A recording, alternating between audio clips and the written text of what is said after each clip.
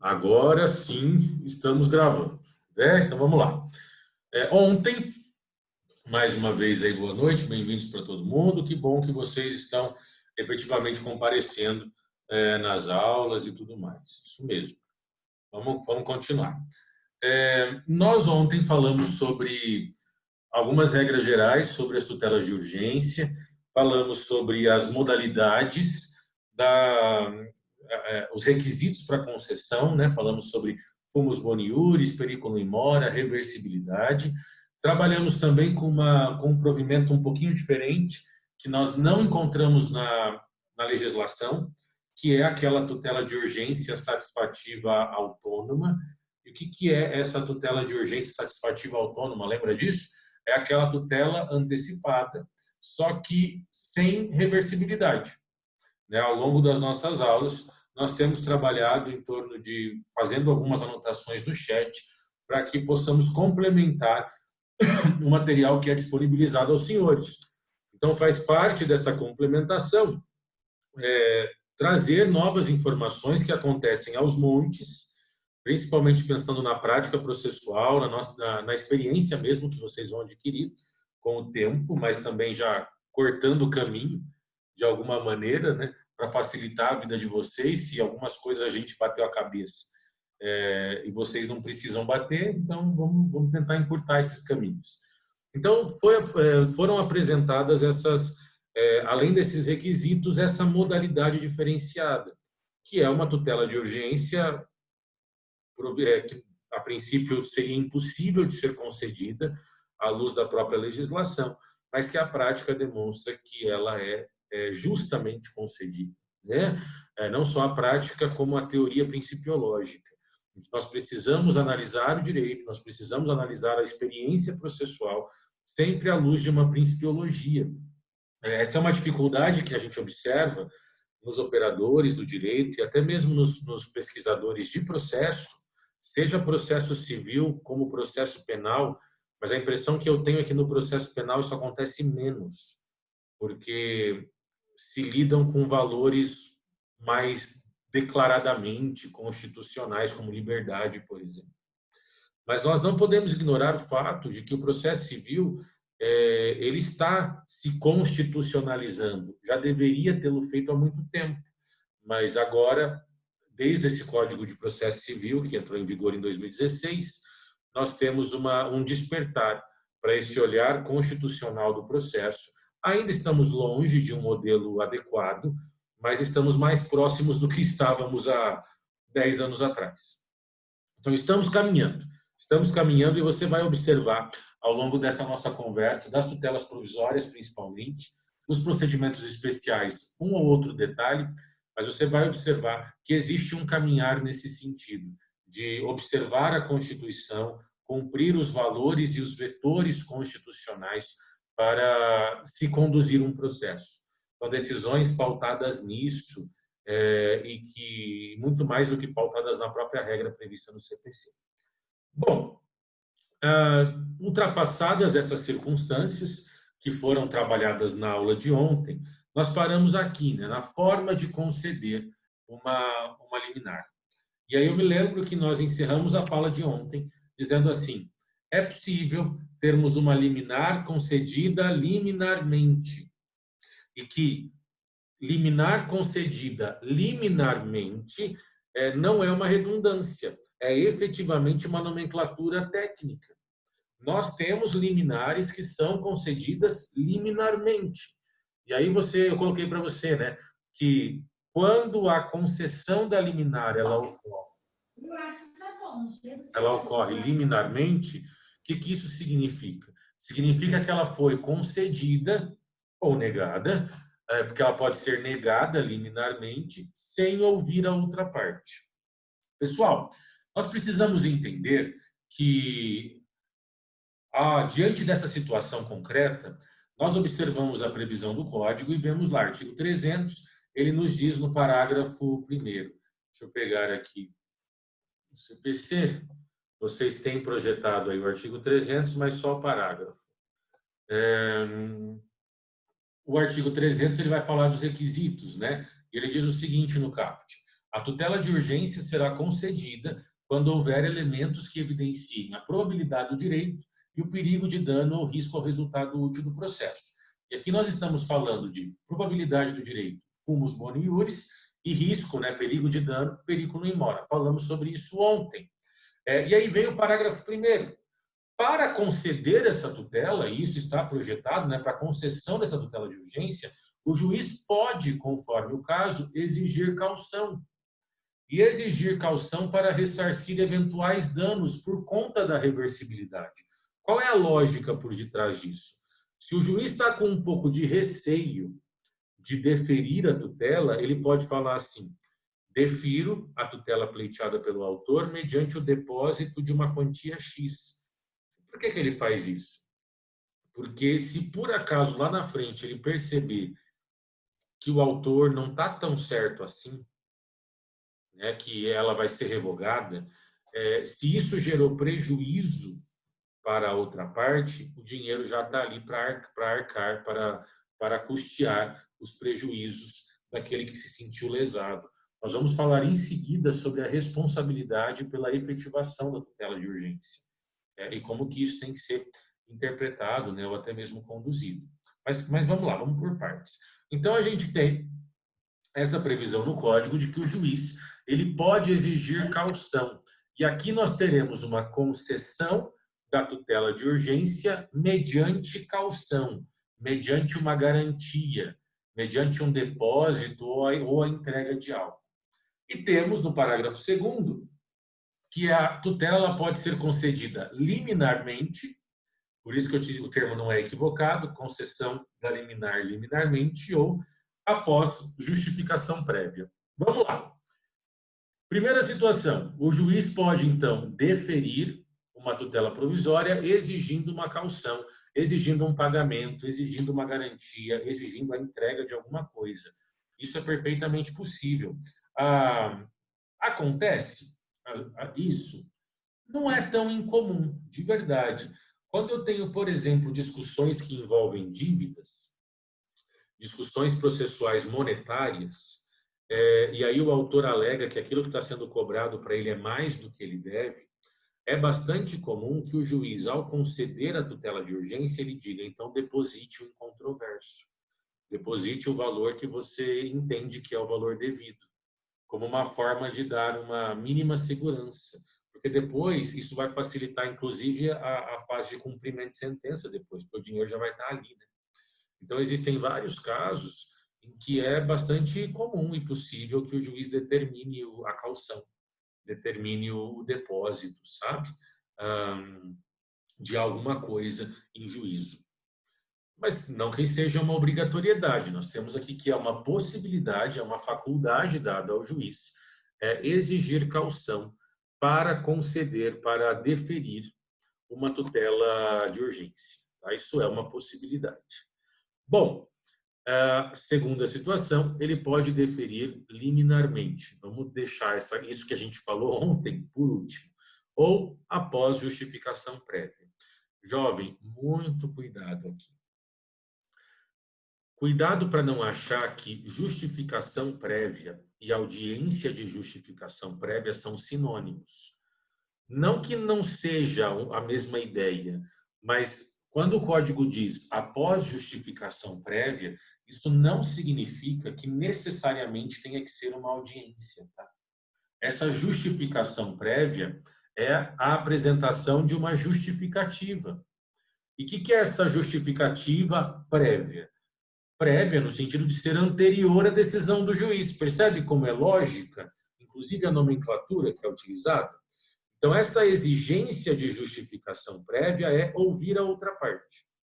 E esse ouvir a outra parte pode ser por uma audiência, e aí isso é perfeitamente possível, e aí nós vamos chamar isso de audiência de justificação prévia, ou isso pode ser por uma simples manifestação. O juiz intima a outra parte para se manifestar. Para se manifestar acerca acerca do pedido formulado pelo autor, né? Se for um caso de uma tutela de urgência pleiteada pelo autor. Então, por exemplo, num caso de um protesto, Ouvir a outra parte, no caso de protesto, não vai gerar prejuízo para a efetivação da medida. O juiz pode ouvir a outra parte e depois conceder ou não, ou negar a tutela de urgência. Só que aí, então, o que é importante você compreender, porque você vai ler muito isso de que a tutela de urgência deferida ou concedida após audiência de conciliação prévia. A princípio, isso está um pouco equivocado. Não é que não possa ser uma audiência, pode, mas pode ser só uma manifestação. Eu não preciso necessariamente colocar as duas pessoas numa mesma sala, sabe? Não tem necessidade disso. Eu posso simplesmente intimar a outra parte para ela se manifestar nos autos, sem marcar um dia e um horário para que elas compareçam a um determinado lugar. E eu posso marcar também, fica a critério do juiz essa situação. Então, a justificação prévia, ela pode ser por meio de uma audiência? Pode, mas pode não ser. O que eu não posso achar é que toda vez que tiver justificação prévia, será por uma audiência. Tá bom? É só esse cuidado que você precisa ter. Ou ela pode ser concedida liminarmente. Sempre que a gente pensa em concessões liminarmente, nós estamos falando do juiz analisar, deferir ou indeferir, sem ouvir a outra parte.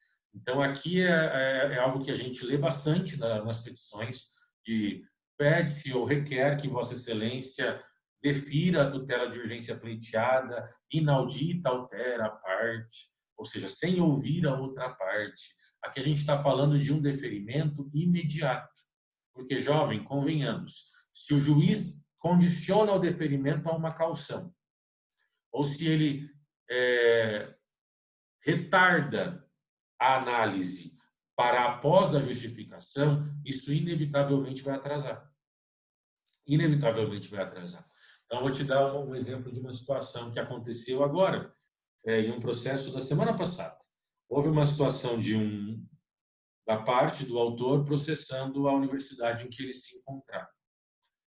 Porque ele até então estava matriculado na universidade, mas por conta de motivos, inúmeros motivos, ele decidiu fazer a mudança de faculdade, né? Então, ele foi até a universidade de origem, pedir o histórico escolar que ele precisava levar na nova universidade para que eles fizessem a análise do histórico, e como as grades nunca batem, para verificar onde que vão conseguir encaixá-lo. Qual é o problema? A faculdade de origem não aceitou entregar o histórico. E disse para ele assim, olha, para você ter acesso ao seu histórico, você vai precisar fazer a rematrícula. E aí faz a rematrícula, nós te liberamos o histórico. Então, eles condicionaram a entrega, a apresentação do histórico à rematrícula, o que é um absurdo. Por quê? Por que acaba sendo uma grande palhaçada isso? E isso gera problemas, inclusive, de interpretação desse contrato de prestação de serviço à luz do Código de Defesa do Consumidor. Porque, nesse caso, se ele faz a rematrícula e desiste, ele vai ter uma multa pela desistência. Então, é uma sacanagem condicionar essa situação, né? Então, como ele viu que ele não ia ter muito acordo, né? Então, vamos processar a faculdade. Ok, vai processar a faculdade. Obviamente, como ele tinha prazo para levar para a nova faculdade esse histórico, porque o semestre começou, né? O semestre começou e existem algumas regras institucionais que você tem uma data limite para ingressar no semestre, senão você não consegue aproveitar aquele semestre. E como é uma situação que já tinha iniciado as aulas nessa nova faculdade, ele precisava urgentemente desse histórico. Então, a gente formula um pedido de tutela de urgência para que o juiz determine que a faculdade apresente o histórico escolar desse aluno. Aliás, jovem, pensa comigo. Esse tipo de provimento, apresente o histórico escolar. A princípio, isso é uma tutela antecipada. A gente vai falar hoje sobre a diferença de cautelar para tutela antecipada. Você vai vai sair da aula de hoje sabendo a diferença entre as duas. Mas já te adianto, isso seria um exemplo de tutela antecipada. Mas eu pergunto para vocês, até que ponto isso é reversível? Pensa comigo. O juiz determina porque imediatamente ele precisa daquele histórico. O juiz entrega o histórico, depois ele toma o histórico da pessoa? Como é que vai fazer isso? Então, a gente percebe que não são só casos de saúde, existem muitos casos dentro da criatividade fática, da criatividade do mundo concreto, do mundo real, em que a reversibilidade fica muito de escanteio, muito de escanteio. Existe uma discussão, a gente vendo procedimentos especiais, né? Vamos conversar um pouco sobre habeas data e alguns remédios constitucionais, mandado de segurança e tal. O habeas data tem, por excelência, a intenção de fazer com que a parte tenha acesso a uma informação. E temos uma lei de 1997 que tutela essa demanda, essa ação específica e especial, porque ela tem um procedimento próprio, chamada habeas data. É uma das poucas ações constitucionais que nós temos. E aí, como que isso funciona? Essa questão da identificação do habeas data. Pode eliminar? É possível uma tutela de urgência? Quando a gente estuda a regra geral do Código de Processo Civil, que nos apresenta a tutela de urgência, ou as tutelas provisórias a partir do 294, ou de urgência a partir do 300, nós não temos limitação, no sentido de que tem procedimentos que cabem, que permitem tutela provisória e tem procedimentos que não permitem. Diante dessa situação, entende-se que as tutelas provisórias, principalmente as de urgência, elas têm a sua hipótese de cabimento atrelada a uma situação emergencial e não ao procedimento. Ou seja, não interessa o procedimento previsto. Se eu tenho uma emergência, eu posso fazer uso de uma tutela de urgência. E isso seria aplicado, transmitido ao habeas data. Mas daí eu pergunto para você, a parte quer ter acesso a uma informação a respeito dela, né? Porque o habeas data é uma ação personalíssima. Então, a pessoa impetra a habeas data para ter informações a respeito da pessoa do impetrante. Não tem como eu impetrar habeas data em favor de terceiro, como a gente pode fazer com habeas corpus, por exemplo. Tem uma exceção, que é se o sujeito, dono da informação, é morto, está falecido e você é herdeiro. Aí você pode impetrar em favor do seu pai, que faleceu, enfim. Aí você quer ter informação. Se o juiz determina que você tenha acesso à informação naquele momento, como é que ele desfaz o teu acesso à informação? Não tem caneta do NIB, sabe? E aí onde fica a reversibilidade nisso?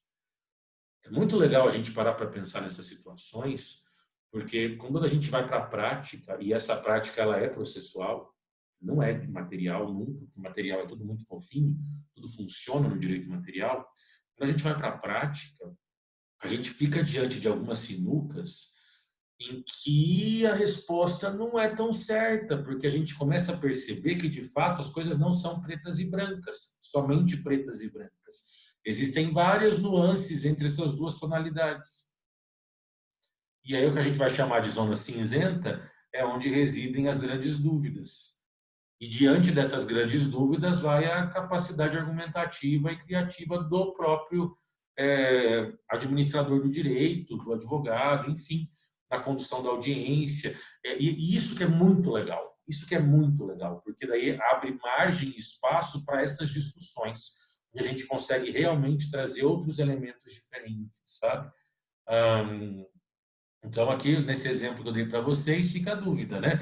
Seria uma tutela de urgência simples, esse ter acesso ao histórico, ou seria uma tutela de urgência satisfativa autônoma? Porque ele, tendo em mãos esse histórico, ele vai e faz a matrícula na outra faculdade. E se lá na frente o juiz falar não, mas ele não teria direito de ter acesso ao histórico? Vai fazer o quê? Vai cancelar a matrícula na outra faculdade? A outra faculdade nem faz parte do processo. E o juiz não pode, por sua conta, sair tutelando o direito alheio. Lembra da inércia da jurisdição? Você percebe o problema que muitas vezes isso acontece? Isso chega até nós, juridicamente falando? Isso é muito legal. E aí, nesse caso, né, voltando ao exemplo, o juiz deferiu. Determinou que a universidade apresentasse o histórico escolar do rapaz. O problema, ele deu prazo de, acho que 10 dias para a universidade apresentar. E aí, a gente não tem 10 dias. Não existe 10 dias. E outra, o oficial de justiça aqui em Araponga está trabalhando, né? Então tem que ir pelo correio. O correio tinha entrado em greve. Como é que você faz esse tipo de intimação. A faculdade fechada por causa da quarentena, não está dando aula na faculdade. Se entrega para quem? Essas situações você só vai ter na prática. E aí, diante disso, você pede inúmeras autorizações do tipo, entregue a intimação para que eu vá pessoalmente entregar para a faculdade, ou então que excepcionalmente entregue para um oficial de justiça para que ele cumpra, fazendo uso aí de todos os cuidados que são pertinentes, mesmo porque, tá bom, ele não está trabalhando, mas tem um monte de gente trabalhando. Então, não é necessariamente porque pode. Se é um oficial do grupo de risco, ok, mas tem oficial que não é do grupo de risco, então ele poderia muito bem fazer uma intimação, sabe? É, e porque é uma situação emergencial. E aí você acaba tendo que, mesmo com a tutela de urgência deferida, dar uma forçada. Porque, e aí explicar, falar, olha, juíza, se for para esperar 10 dias, ele perde o prazo. Porque ele tem até dia tal para conseguir aproveitar o semestre. Se a gente esperar 10 dias, que são dias úteis, que é prazo processual, não vai fazer matrícula. Vai ter que fazer a faculdade só ano que vem. E aí, para ele, acaba perdendo sentido, né? A ação perde o seu objeto. E aí você faz pedido de reconsideração, tenta conversar e tal. Enfim, situações que nós percebemos. Mas, imagina, nesse caso, ele ainda deferiu a tutela de urgência liminarmente, sem ouvir a outra parte. Agora, imagina se ele pede para ouvir a faculdade antes, até a faculdade se manifestar, voltar para ele, e ele decidir, pronto, já tinha rodado o semestre. Porque ele intimaria a faculdade para se manifestar, vamos imaginar que ele desse 15 dias. 15 dias úteis, gente, é 3 semanas. Nessa brincadeira, eu perdi um mês nessa brincadeira. Isso assim, 3 semanas após a faculdade ser intimada. Fora o tempo do cartório montar a carta, mandar para o correio mandar para a faculdade. Então, eu vou perder um mês fácil, só para a faculdade se manifestar, para depois voltar para o juiz decidir alguma coisa. Então, tem alguns casos em que é muito importante eu deixar expresso e delimitar para o juiz o tamanho da minha urgência, e por mais esquisito que pareça essa fala, né, do tamanho da urgência, mas é deixar isso muito claro, porque ele precisa entender que, mesmo sendo uma liminar, ele não pode deixar isso para muito longe, porque daí não adianta. Ela não vai servir para aquilo que as partes estão buscando. Então, é realmente muito importante, até lembrando de ontem, né, que o Leonardo comentou aquela situação prática que ele verificou no gabinete e tal. Isso tudo faz parte da sua fundamentação, dos argumentos que você está levantando, sustentando e demonstrando para formar esse periculum in mora, por exemplo, que é a parte, sem sombra de dúvidas, mais importante. É aquilo que você tem que trabalhar melhor na sua tutela de urgência.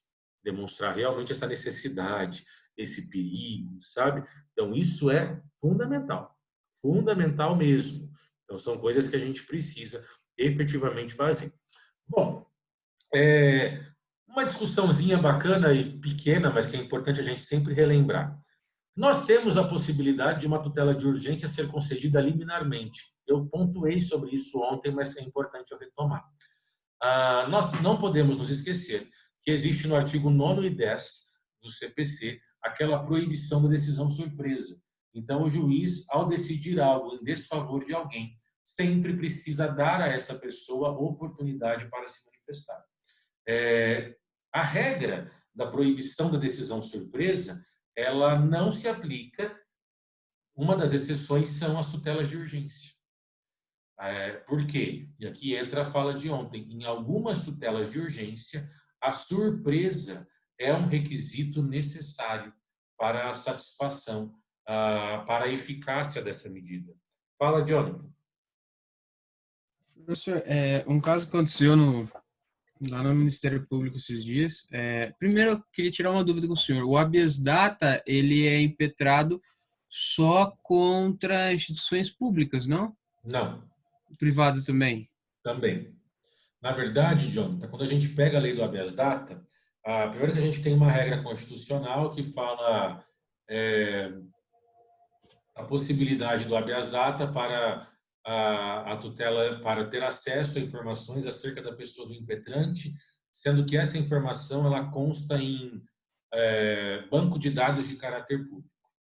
A Constituição não nos diz o que é banco de dados de caráter público, mas se eu vou na lei do habeas data, o artigo 1º dela define isso. O caput do artigo 1º foi vetado, então não existe caput no artigo 1º, mas tem parágrafo. E o parágrafo do artigo 1º vai dizer que banco de dados de caráter público ele vai definir de maneira bastante objetiva.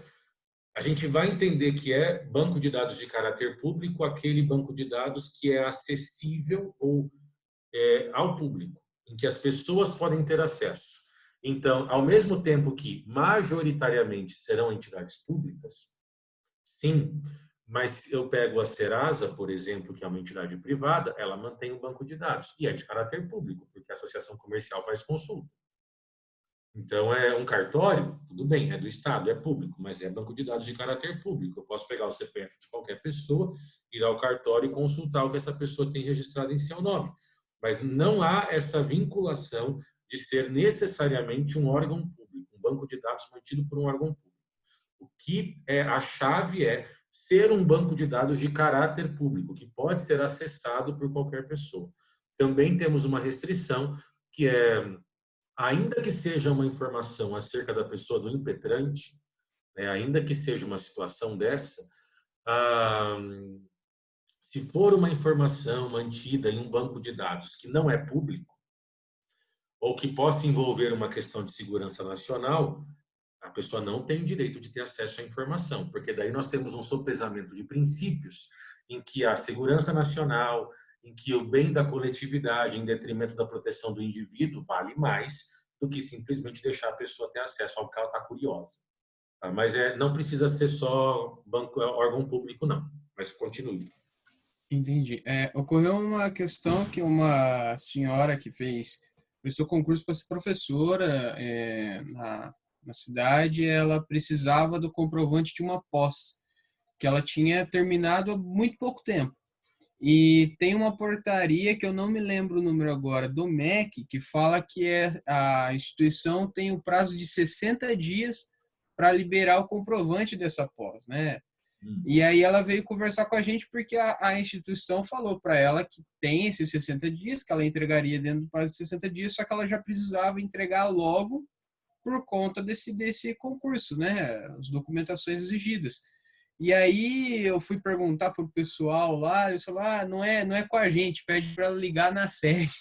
E aí passou, mas eu fiquei nessa dúvida, pensando em questão ao habeas data. Até fui perguntar para um outro rapaz lá depois, ele falou, não, é só para instituição pública isso aí.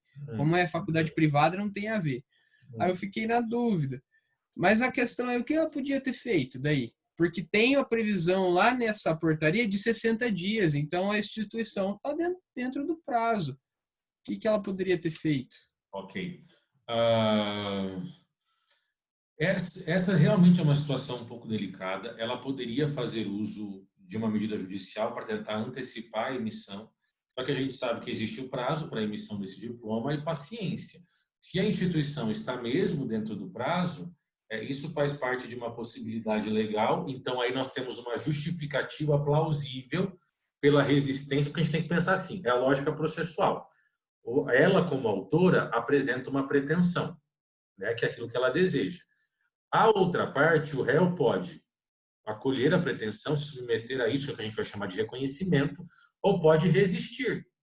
Essa é a natureza básica da lide, né? Então, eu tenho, de um lado, ela apresentando aquilo que ela deseja, e de outro lado, eu tenho uma resistência, porque a resistência é aquilo que, de alguma maneira, impede a satisfação da pretensão da outra parte. O que vai ser analisado? A resistência, ela é lícita, ela é razoável, ela é adequada ou ela é uma resistência injustificada? A princípio, claro que eu estou dando uma resposta de uma maneira muito ampla, sem olhar o caso e tudo mais. Né? Estamos ainda em perspectivas amplas. A princípio, a resistência da universidade ela é uma resistência lícita. Só que o que ela poderia fazer?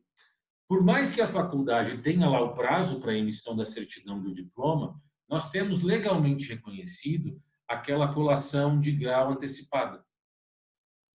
Então, seria possível, e aqui era onde eu trabalharia numa situação dessa, a colação de grau antecipada, ela é prevista por lei, e é direito do aluno. Se ele cumpriu todos os requisitos e existe uma justificativa, e concurso é uma delas, ele pode pedir a colação antecipada para não perder o concurso. Isso é aceito. Mas qual é o ponto aqui? A colação, via de regra, ela se aplica para a graduação, porque a gente não tem colação de grau em pós. A gente tem colação de grau em mestrado, mas é só para tirar foto, porque não serve para nada. Não é como é a colação de grau da graduação. Mas aí nós poderíamos trabalhar na seguinte situação, em uma interpretação analógica. Aí é onde entra essa minha fala, Jonathan, que quando a gente trabalha com essas situações, na prática processual, a criatividade argumentativa ela precisa acontecer. Porque diante de uma situação dessa, eu pego uma lei, faço uma análise analógica e tento forçar a barra nesse sentido, né? A Edmária colocou aqui, eu pediria a declaração de conclusão, pois essa instituição libera logo após o término da posse. É que assim, eu não sei exatamente qual foi a situação dela, né, por não conhecer o caso. Quando eu fiz as minhas pós, eu também foi assim, foi entregar o trabalho, foi meio que imediato a declaração de conclusão. Eu não sei qual é a situação que está enrolando, né? Inclusive na primeira pós que eu fiz, teve uma situação assim, eu tinha sido contratado para dar aula na Unopar, e para eu ser contratado eu precisava ter pelo menos pós-graduação. E eu tinha concluído a minha pós e estava no mestrado, mas não tinha concluído o mestrado ainda. Mas qual era o problema? Eu entreguei o meu trabalho de conclusão da pós, mas ele não tinha sido avaliado ainda. Então foi um mês muito tenso em que eu fui ameaçado de demissão inúmeras vezes, porque eu não tinha o título de especialista ainda, apesar de ter concluído. Então, eles me mandavam declarações assim: o Luiz Gustavo concluiu todas as matérias, está aprovado em todas as matérias, mas está na pendência da avaliação do trabalho de curso, do artigo. Então, eu fui juntando declarações, eles foram tendo paciência comigo, até que deu tudo certo. Mas, talvez no caso dela, a gente não sabe se... É que hoje nem precisa mais de artigo, né, para terminar a pós-graduação. Eliminaram a exigência de artigo em várias especializações. Não sei como é a dela. Mas isso é uma coisa importante, Edmário. Se é uma situação em que o concurso exige certificado de conclusão de pós e ela tem a declaração de conclusão, a declaração pode ser utilizada. O concurso não pode se negar se ela tem só a declaração. E aí, se o concurso nega, isso é mandado de segurança. Agora, se ela não consegue nem a declaração, aí a faculdade está errada. Porque a declaração, ela de fato tem direito. Tem que ver qual é a justificativa para essa declaração, sabe? Sim, o certificado tem o tempo legal mesmo. Por isso que eu falei da resistência justificada, sabe? Por isso eu acabei comentando nesse sentido. Entendeu, Jonathan? Então, a gente teria como caminhar nesse sentido, sabe? Então, a gente estava falando, só para a gente fechar, porque estamos com 1 minuto aí, essa concessão liminarmente é sem ouvir a outra parte. E ela é uma exceção daquela regra prevista no artigo 9º e 10, porque nós temos situações em que o elemento surpresa ele é indispensável para a efetividade da medida. Vamos encerrar aqui e a gente volta daqui a pouco.